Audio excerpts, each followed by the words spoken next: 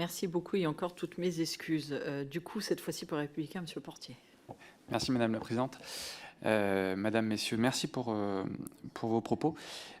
Évidemment, le rapport est né dans un contexte particulier qui interpelle aussi bien le député du Rhône que je suis, puisque c'était suite au décès d'un bébé de 11 mois à Lyon, et aussi évidemment le jeune papa. Et c'est vrai que l'effroi pour la population est vraiment sidérant.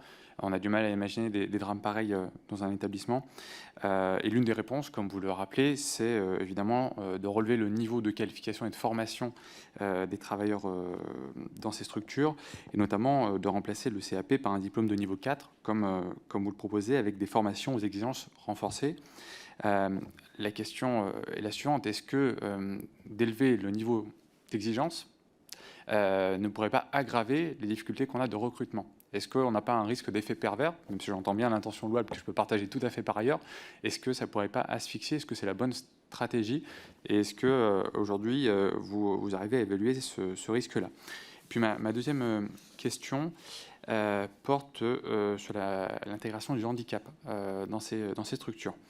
Le décret du 30 août 2021 relatif aux assistants maternels et aux établissements d'accueil de jeunes enfants est venu créer et préciser le rôle du référent santé et accueil inclusif au sein de chaque EAJE, pousser aussi à l'aménagement des locaux pour les rendre accessibles, intégrer dans le projet d'établissement les dispositions prises pour l'accueil d'enfants présentant un handicap. Et je n'ai vu aucun élément dans votre rapport concernant l'accueil justement des enfants en situation de handicap. Dois-je en conclure que ce décret est appliqué sans manquement et sans difficulté?